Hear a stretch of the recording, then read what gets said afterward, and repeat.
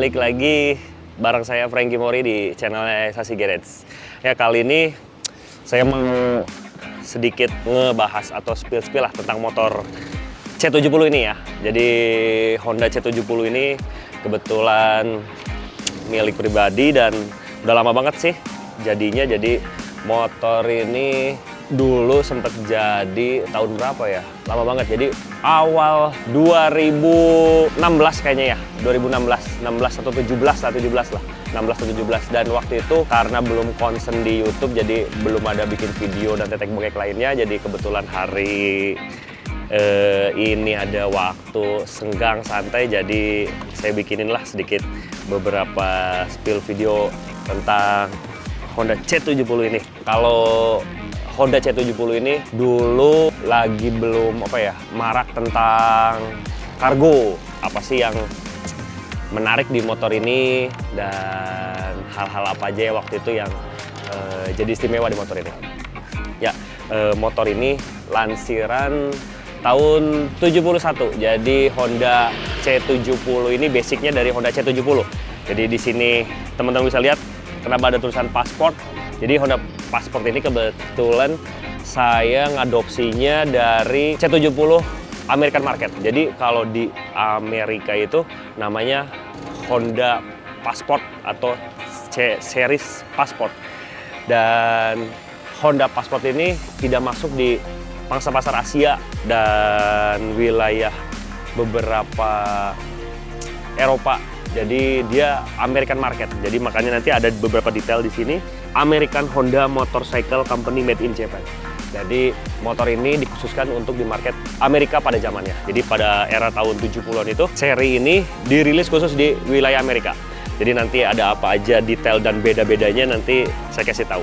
Ya, pertama basicnya dari Honda C70 lansiran tahun 71.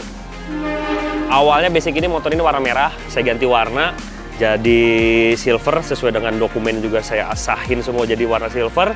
Terus apa yang pertama dilakuin dalam karakter Passport dan C70 ini bedanya yang paling ketara adalah di lampu riting. Jadi nanti lampu riting ini beda dengan C70 yang ada di pasaran Asia atau di pasaran kita lah, di negara kita ini beda banget. Jadi dia lampu ritingnya sedikit unik, aneh, kotak. Terus nanti teman-teman bisa lihat di lampu rem. Jadi lampu rem ini bentuknya, kalau C70 kan lampunya dia frame-nya nempel di frame, si case lampunya nempel di frame, di body langsung. Kalau ini enggak, jadi ini lampunya model kayak Honda GL atau Honda Win ya, model seperti itu. Jadi dia ini ke knockdown, bisa dilepas, terus dia ada bracket karetnya, jadi dia lentur, dan di sini ada patahan untuk sistem kabel. Jadi nanti teman-teman bisa lihat emang beda dan uniknya di Passport sama C70 versi yang ada di negara kita itu bedanya. Terus bentukan apa lagi ya? Knalpot ini beda. Jadi knalpot ini kalau yang C70 biasa kan knalpotnya nanti teman-teman bisa lihat, bisa dibandingkan dengan seri Passport. Kalau seri Passport ini di negara kita mungkin C700, C800. Nah, seperti ini modelnya.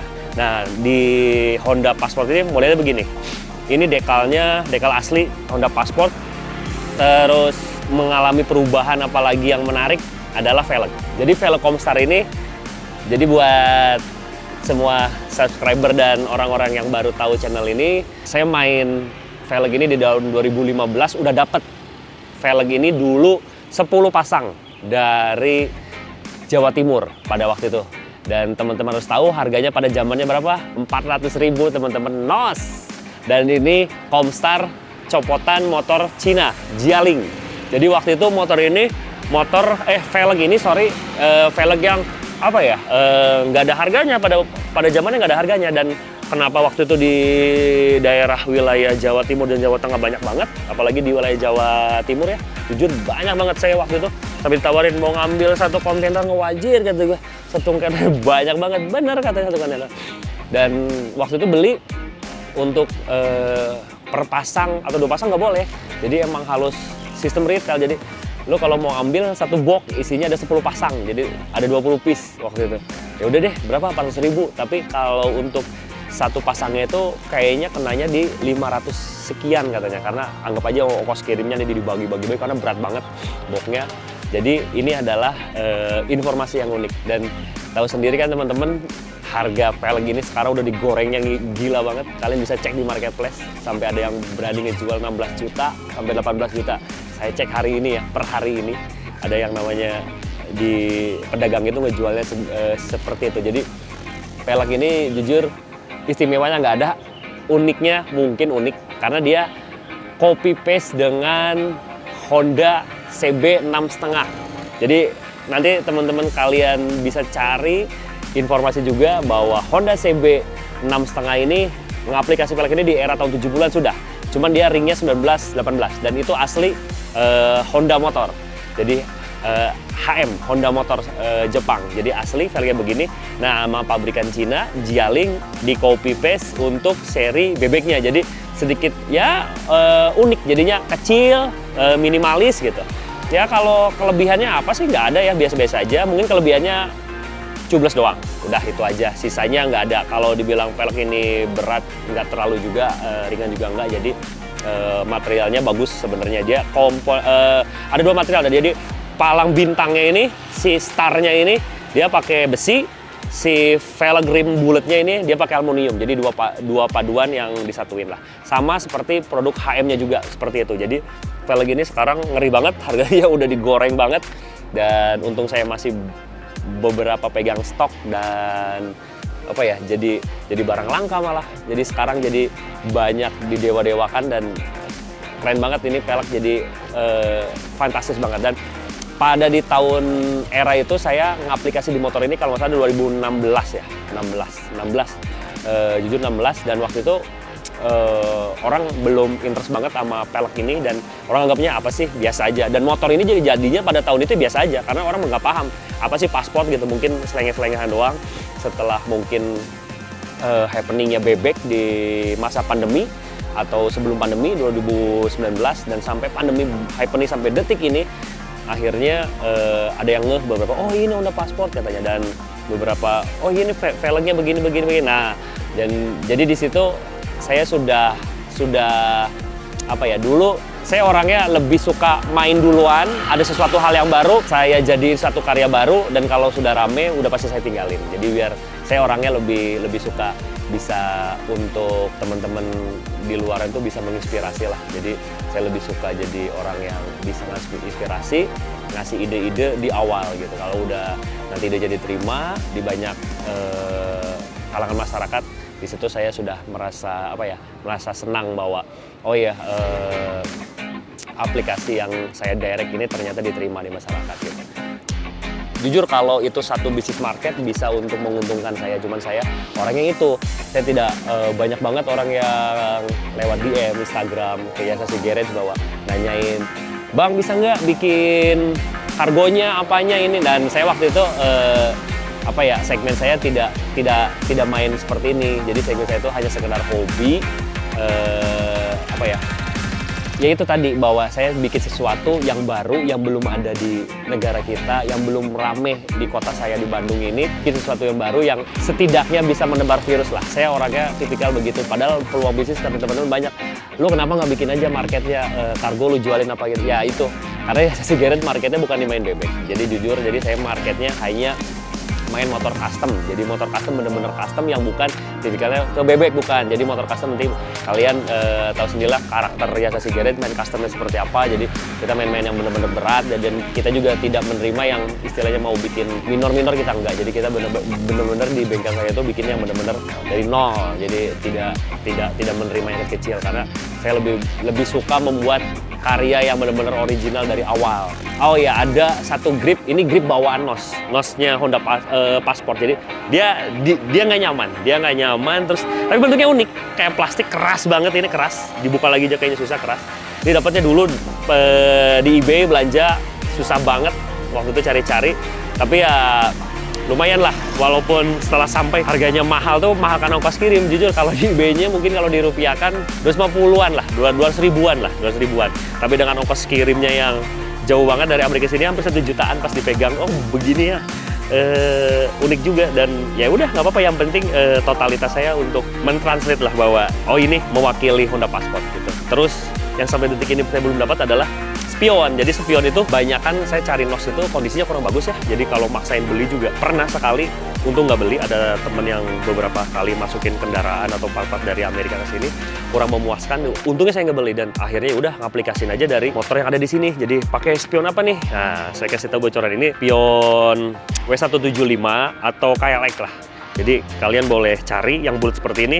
Kenapa pakai bulat yang hitam begini ya? Karena Honda Passportnya begini, makanya bulat.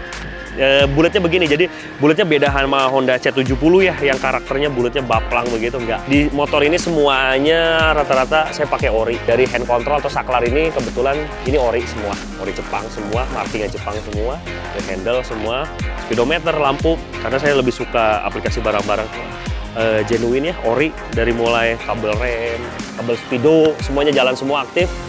Mesin ini mengalami sedikit perubahan ke cc, jadi nggak 70 cc tapi 1 cc, karena mau tidak mau tipikal Bandung ini banyak tanjakan teman-teman. Jadi kalian nggak bisa ngandelin punya motor yang 70 cc di kota Bandung, susah, repot banget. Jadi kita di kota Bandung yang tercinta ini banyak tanjakan banget, jadi mesin di-upgrade.